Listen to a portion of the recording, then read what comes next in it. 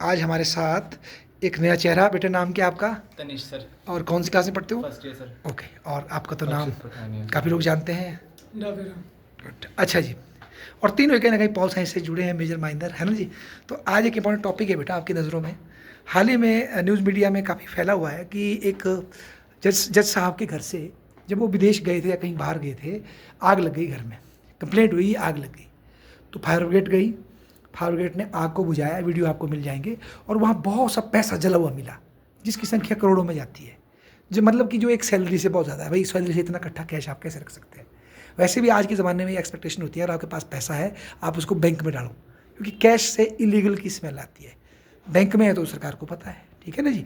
तो इस चर्चा में बात ये हुई कि जब ये मुद्दा बढ़ा तो जज साहब की ट्रांसफ़र दिल्ली से इलाहाबाद कर दी। और वहाँ के जो वकीलों की एसोसिएशन है, बार एसोसिएशन, वो बोल रही है हमें इनकी ज़रूरत नहीं है। भाई आप क्या इनको डंप कर रहे हैं हमारे ऊपर? हम चाहते हैं पहले इन्वेस्टिगेशन हुआ क्या है। और इस चक्कर में एक मुद्दा उठ गया है कि जो भारत में जो जजों की जो नियुक्ति होती है, उनकी जो प्रमोशन होती है वो होती है कॉलेजियम सिस्टम से, ना कि संविधान के हिसाब से। Over the period of time संविधान में जो सरकार का रोल था वो हट गया इमरजेंसी के बाद से। और अब कॉलेजियम जज ही जो है सीनियर मोस्ट तय करते कौन जज लगेगा, कहाँ ट्रांसफ़र होगी, क्या एक्शन होगा। तो इससे कहीं ना कहीं एक न्यायिक तानाशाही की बात उठती है कई बार कि डेमोक्रेसी में हर एक को जवाब देना पड़ेगा।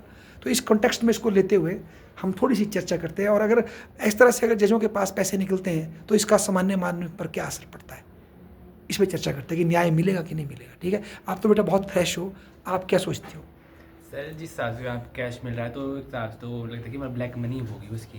हाँ, मतलब डर लग रहा है ना क्योंकि पैसा कहाँ से आया, नहीं या तो उनको अभी तक आंसर देना चाहिए कि यार पैसा कहाँ से लाए। अच्छा ठीक है। अच्छा आप बोलो डाबीराम जी, आप कैसे देखते हो इस घटना को?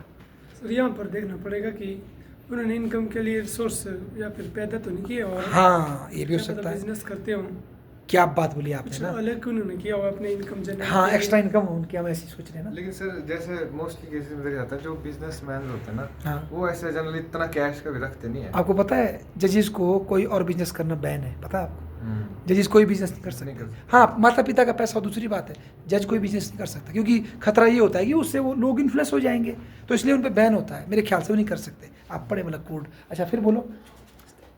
तो सर मेरा पूरा डाउट ही जाता है कि वो इलीगल में नहीं है ना, तो डाउट होता है।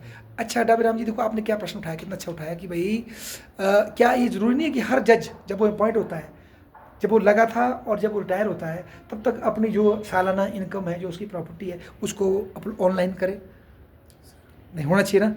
पर अभी वर्तमान में कुछ जजों ने ये किया है, कई बहुत से न्यायाधीशों ने इसको नहीं किया। तो ये तो होना चाहिए ना ट्रांसपेरेंसी के लिए कि जब मैं इस पोस्ट पे लगा तब कितनी मेरी घर की स्थिति थी और आज की थी, ताकि लोगों का विश्वास बढ़े, है ना। कि कोई दिक्कत है इसमें? आप बोलो। सर दिक्कत तो क्या, पर मतलब इसके आगे वाली पीढ़ी पे सर प्रभाव तो पड़ेगा कि मतलब उसका पैसा कहाँ से आया, वो तो है ना। ये सर वो तो होगा ही। अच्छा बेटा, अगर अगर हमको ऐसा पता लगे कि कोई पैसे लेके न्याय देते हैं, सभी नहीं कोई देते हैं, तो क्या लगेगा गरीब आदमी को जब हम कोर्ट में न्याय बहुत के लिए? बुरा फील होगा ना, क्योंकि मतलब उसके सच्चाई की राह पे सर तो गलत जाएगा ना फिर। ये सर ऐसे कि डेमोक्रेसी की जड़ से काटना, मतलब ये एक एक्टिविटी अगर ऐसा है, क्या बात। क्योंकि डेमोक्रेसी में जस्टिस है ना, अगर जस्टिस ही अच्छे ढंग से नहीं दिया जा रहा तो उसका मतलब बहुत बड़ी प्रॉब्लम है। क्या बात बोली तो बेटा, जो है ना? कॉलेजियम सिस्टम है उनको केयरफुली करना चाहिए इसमें, और क्या बोलते हैं। तो सर अच्छाई भी बुराई की जीत हो जाएगी ना यहाँ पे। और ये सर कलेक्टिव मतलब कोई पर्सनल एक्शन नहीं है, तो एक गवर्नमेंट लेवल पे ही कुछ बात होती है इसमें, मतलब हम्म। क्योंकि एक व्यक्ति कुछ सोचता है आइडिया दे, लेकिन जो काम करेगी वो तो एक एज अ पूरे जो मैं आप बच्चों को इसका बैकग्राउंड बताऊं तो यूपीए गवर्नमेंट के दौरान और फिर मोदी जी की सरकार के दौरान एक संविधान में संशोधन हुआ था, अगर आपने पढ़ा होगा, नेशनल जुडिशियल अपॉइंटमेंट कमीशन। इसके तहत ये तय किया गया था कि जजों की नियुक्ति, उसमें जज भी होंगे, अपोजिशन का नेता और सरकार का मंत्री भी होगा, कोई समाज में अच्छा काम करता है वो व्यक्ति भी होगा, ताकि एक मिलजुल कर एक पैनल जो जजों की अपॉइंटमेंट करे, सिलेक्शन करे, प्रमोशन करे। पर सुप्रीम कोर्ट ने उसको रद्द कर दिया था ये बोल के कि इससे सुप्रीम कोर्ट की स्वायत्ता पर, न्यायपालिका स्वायत्ता पर क्या पड़ेगा, बुरा असर पड़ेगा। तो आज जो हम ये कॉन्सिक्वेंसेज देख रहे हैं तो कोई बुरा नहीं लग रहा।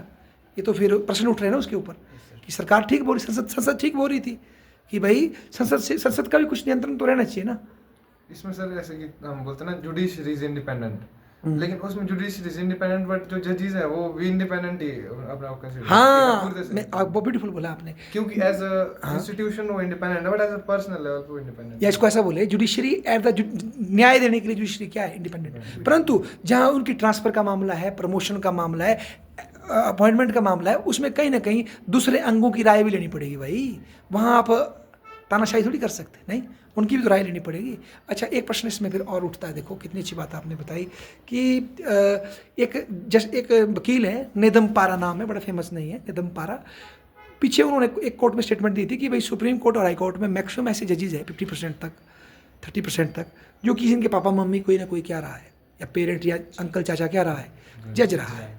और अगर पहले एक CPM के बंदे ने भी उठाई थी बात, कई औरों ने उठाई थी कि हाई जुडिशरी में SC ST और समाज में जो कमज़ोर वर्गों के लोग हैं उनकी संख्या बहुत कम है, और सामान्य वर्ग में भी कुछ फैमिलियों के ही मतलब उस पर बच्चे ज़्यादा सेलेक्ट हो रहे हैं। तो क्या ये क्या दिखाता है संविधान को, हम भारत के लोग, क्या लगता है इससे? सर एक बड़ा ही गलत दिखाता है ये। है ना? क्या डाबेराम जी, वर्तमान व्यवस्था में आप जैसा एक सिंपल सा बच्चा अच्छी मेहनत करके लॉ करके टेस्ट निकालता है, क्या कभी सुप्रीम कोर्ट के जज बन सकते हैं आप आज? सर वो तो मेरे को लगता है इम्पॉसिबल ही है वैसे। डिफिकल्ट है ना? या आप बन पाओगे जज कभी सुप्रीम कोर्ट में? डिफिकल्ट है सर। है ना? क्योंकि वर्तमान में सिलेक्शन जो है सिर्फ डिस्ट्रिक्ट लेवल पर होती है, और वो मैक्सिमम जज जो है हाई कोर्ट में जाकर रिटायर हो जाते हैं, और सुप्रीम कोर्ट में जज बनने के लिए आपको प्रैक्टिस करनी पड़ती है सुप्रीम कोर्ट में, हाई कोर्ट में। और उसके बाद जो जजेस लगे हैं, वहाँ जजेस हैं, उनकी नज़रों में आप कैसे होनी चाहिए एक अच्छे न्यायविद? तो वो नज़रें कैसे देखेगी मैं अच्छा हूँ? क्या वो ये देखिए कि मैं फलाने का भतीजा हूँ, फलाने का भांजा हूँ, फलाने का चाचा हूँ, ये देखेगी? या ये देखेगी मैंने गरीबों के कितने केस लड़े, मैंने समाज के लिए क्या कंट्रीब्यूट किया, मैंने कौन सी बुक्स न्याय पे लिखी है, मेरा न्याय व्यवस्था को बदलने का विज़न क्या है, ये देखा जाएगा। पता लगना चाहिए ना? क्या ये डॉक्यूमेंट सब ऑनलाइन नहीं होनी चाहिए? ये किस बेस पे हमने जस्टिस इनको अक्षत को सिलेक्ट किया है? क्या कंट्रीब्यूशन रहा है इनका समाज के प्रति? नहीं, अगर सच में ही हम भारत के लोग भारत को एक बनाना चाहते हैं और न्यायपालिका को सशक्त करना चाहते हैं, तो जो नियुक्ति उसमें हो रही है वो बिना किसी डाउट के निष्पक्ष होनी चाहिए, नहीं, ट्रांसपेरेंट होनी चाहिए।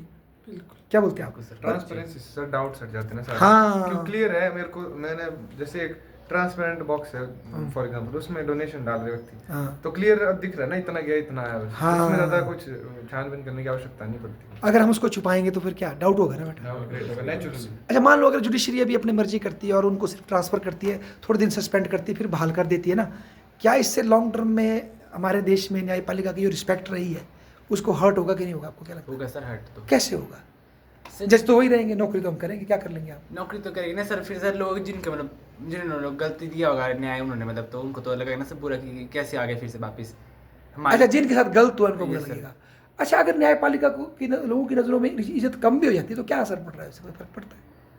से तो सर फिर तो और कोई कर लेगा, मतलब जो लॉ के अंडर नहीं आएगा, और फिर तो उनको सर- पता होगा कुछ होगा नहीं एक्शन हमारे पास, तो फिर वही होगा। हाँ, मतलब गुंडागर्दी और बढ़ गुंडागर्दी जाएगी। बढ़ वाह वाह, आप फिर बोलो। तो व्यक्ति फिर अपना पर्सनली करेगा ना कि जो मैं करना चाहूँ बस वो हो गया, एक बार मैं बन गया तानाशाह टाइम, फिर हो गया काम, फिर उसके बाद कोई उस पर रेज करेगा तो हम बोलते रहो भाई मैं तो हूँ पहले से ही, तो क्या कर वाह सकते हैं। क्या बात है। ऐसा सिर्फ एक इस प्रोफेशन में बहुत सारे सब profession जगह है, होता है, हाँ। हर प्रोफेशन में ऐसा होता है कि अब एक बार बन गया तो कोई निकालेगा नहीं, तो कोई मेरे को कौन रोकने वाला, तो मैं जो चाहूँ वो कर सकता हूँ। वाह यार, इससे निरंकुशता बढ़ेगी नहीं? अच्छा, बार काउंसिल ने भी कहा है कई जगह की, इलाहाबाद में विशेषकर कई शिकायतें वकीलों की आ रही है कि भाई कोर्ट में क्या होता है, जो जज का बेटा आता है ना प्रैक्टिस करने, तो उसको प्रेफरेंस दी जाती है, उनको स्पेशल तरीके से ट्रीट किया जाता है। जो एक सिंपल घर का बेटा वकील की कोशिश करता है हाई कोर्ट में, सुप्रीम कोर्ट में, उनके साथ उस तरह का व्यवहार नहीं होता है। तो क्या ये अच्छा है देश के लिए? सर ये तो फिर जो रूट्स जैसे मैंने बोला ना, ये तो डेमोक्रेसी की रूट्स ही कोई है ना? रूट्स कोई और हम बेटा बच्चों को क्लास में पढ़ते थे कि भारत में न्याय लेने के लिए गरीब आदमी का पैसा नहीं होता, वकील पैसे लेते हैं। पर यहाँ तो ये लग रहा है कि न्याय लेने के लिए पूरी सेटिंग है, बोलो। ये तो डेंजरस नहीं है कि मेरा फलाना वकील वहाँ जज आएगा तो फिर न्याय मिलेगा? तो ये तो बेटा क्या हो जाएगा बताओ, इस देश गरीब देशों के लोगों के साथ क्या होगा? ये तो अन्याय नहीं अन्याय होगा सर, ये तो है ना? Yes, sir. और अगर सुप्रीम कोर्ट हाई कोर्ट में ऐसे नई फैमिली के बच्चे नहीं जाएंगे जो मतलब सिंपल उससे कर्म से उठे हैं, तो यार ये तो उसमें नया ब्लड कैसे आएगा, नई सोच कैसे विकसित होगी? क्या बोलते हैं आप अक्षय जी? वही सर एज अ ट्रेडिशन चलता रहेगा ना, वो फिर हेरिडिटरी मतलब हो जाएगा। हाँ, वंशवाद हो जाएगा ना, Hereditary फैमिलीज का वंशवाद कंट्रोल हो बढ़ जाएगा। जाएगा। हाँ, कि इसके आगे फिर जो मतलब ऐसा होगा कि जो जज है उनके बच्चे ही जज होते हैं। वो तो हो ही रहा। हाँ, वो जो हो रहा है जनरली, तो इसके लिए प्रैक्टिकल स्टेप्स तो गवर्नमेंट लेवल पे ही ले सकते हैं, जब लोग है ना, follow करते हैं। लेना पड़ेगा। लेना नहीं, पड़ेगा। बहुत अच्छी बात बोली आपने। अच्छा, एक और बताओ, अगर आप कोई न्याय करते हैं, डाबेराम जी न्याय की कुर्सी पे बैठे हैं, तो आपके ऊपर क्या जिम्मेदारी पड़ेगी? अगर जज बनते तो क्या जिम्मेदारी है आपकी? पहली रहेगी कि न्याय सबको मिले, ठीक है। और किसी के साथ अन्याय ना हो, बिल्कुल। और कुछ और आपके ऊपर क्या इम्पैक्ट रहेगा, अपने ऊपर क्या बंदिश रहेगी आपके कि मेरा हर व्यवहार है ना कैसा हो, डाउटफुल हो या प्रश्न पूछ सकते हैं, डाउटफुल नहीं होना चाहिए सर, मतलब कि है ना। और सर बिल्कुल ये कि हम अपनी पर्सनल आइडियोलॉजी विचारधारा को छोड़ करके उसको एक निष्पक्ष वे से देखें और फिर जज करें। ये व्यक्ति और को सर जो मुद्दा आ रहा है ना उसको मतलब सही तरह जान ले कि मतलब ये सही इसमें सच्चाई क्या है और गलत क्या है, तब क्या बात है। सच्चाई तभी जान पाएगा ना जब व्यक्ति अपनी आइडियोलॉजी जैसे है उसको छोड़ करके एक न्यूट्रल पॉइंट ऑफ व्यू से देखेगा इस सिचुएशन को। बिल्कुल, है ना। और ये भी जरूरी है कि जो नियुक्ति है वो कैसी हो, निष्पक्ष हो, नहीं फ्रेश टैलेंट वहाँ आ सके। जैसे आईपीएल में देखो आज फ्रेश टैलेंट आ रहा है तो खेल का डायरेक्शन ही बदल गई। तो ऐसे न्याय में भी अगर नए नए युवा अपनी मेहनत करके बिना किसी सिफारिश के अपनी योग्यता से आगे बढ़ते हैं तो अच्छा नहीं है। हमें नहीं लगता कि भाई अभी गलत हो रही है नियुक्ति ठीक हो रही होगी, पर अगर अब जो नियुक्ति होती है उसमें बताया जाए इस जज ने इसका इस वकील का ये केस लड़े, इसने जो समाज के कमज़ोर वर्ग है, या इसने ये केस जो है गरीबों के लड़े, इसने ये विजन दिया है न्याय को सुधारने के लिए, उसके बेस पर सिलेक्शन होना नहीं, या कि 4 लोगों की नज़रों में ये ठीक लग रहा है, उसका बेसिस क्या है वो तो बताना पड़ेगा। नहीं, क्या बोलते हैं आप? नहीं। अच्छा, इस सारी घटना का भारत के लोकतंत्र पे क्या असर पड़ेगा, आप क्या मानते हो? अच्छा पड़ रहा है या बुरा? बुरा प्रभाव पड़ रहा है सर बहुत ही। तो अच्छा, तो इसका सोल्यूशन क्या लगता है आपको, आपके शब्दों में? सिचुएशन सर कि मतलब इसको मतलब घटाया जाए, मतलब जैसे लोग जो ब्लैक मनी करे ना हाँ, इनके ऊपर सर कुछ ना कुछ एक्शन लेना चाहिए मतलब government को। बर्खास्त की जाए, है ना। बहुत अच्छी बात बोली। आप बोलो कोई सोल्यूशन लास्ट में जाते हुए। वही जैसे मैंने पहले बोला था हाँ। कि ये तो चलो पर्सनल लेवल पे हम बहुत कुछ बोल सकते हैं और जनरली होता भी है कि जो डिमांड्स वो एक सोसाइटी में एक कंट्री में क्रिएट होती है तो उस तरह से आगे हो जाती है और वही आगे लॉज रूल्स बन गया। तो जो लोग थोड़ा सा करेंगे रेवोल्यूशन जैसे आजकल हो रहा है न्यूज़पेपर में आ रहा है, हाँ, फिर थोड़ा ये और बार नज़र में काउंसिल ने भी आएगा। हिम्मत रखी है। हाँ, तो नज़र में आएगा ये, लोगों की दृष्टि में आएगा। फिर उसके बाद गवर्नमेंट को तब चाहिए कि वो नेसेसरी स्टेप्स ले इसके लिए। हाँ, पब्लिक ओपिनियन भी बन रही है और साथ में फिर हम नेसेसरी स्टेप लिए और जाएंगे, सर ना, जो ये हो रहा है डेमोक्रेसी के लिए डेंजरस है बहुत ज़्यादा। है ना। पर मेरे ख्याल से जो ये घटना है, डेमोक्रेसी के लिए भी अगर ना देखें ना सर, अगर हम नॉर्मल पॉइंट ऑफ व्यू से देखें, जस्टिस के पॉइंट ऑफ व्यू से भी देखें तब भी ये डेंजरस है। हाँ, मानवता। क्योंकि न्याय नहीं मिल रहा ना। हाँ। एक कोई भी सोसाइटी जहाँ पे सिविलाइज्ड लोग रहते हैं वहाँ एक्सपेक्ट करते हैं कि हमको न्याय मिले, न्याय मिले। चाहे डेमोक्रेसी हो चाहे कोई सा भी वो सिस्टम हो गवर्नमेंट का। क्या बात बोली। डावी राम जी, आप कुछ बोलना चाहेंगे इस विषय में? अगर न्याय नहीं मिलेगा तो समाज में क्या इम्पैक्ट पड़ेगा? सर फिर तो आशा ही नहीं रहेगी, जो जिसके साथ अन्याय हुआ हाँ, और जो न्याय करते हैं उनमें और हिम्मत आएगी, हाँ, न्याय करने और वाले। दबाते जाएंगे लोगों को। वाह, फिर तो क्या वही बात। बड़ा तानाशाही गंदा बढ़ समाज जाएगी बनेगा। सर। तानाशाही बढ़ेगी। देखो यार, आप लोगों ने इतने कम समय में इतने अच्छे विचार दिए, और हम ये नहीं जानते कि जज साहब बेगुनाह हैं कि निर्दोष है, वो तो इंक्वायरी में आएगा। पर ये सब घटनाक्रम से जो लग रहा है ये सुप्रीम कोर्ट की गरिमा या न्याय व्यवस्था की गरिमा के लिए थोड़ा सा मतलब थोड़ा सा टफ लग रहा है। क्या बोलते हैं आप लोग? नहीं, चलो, आप सब युवाओं ने देखो अपने विचार दिए, इसके लिए बहुत बहुत धन्यवाद।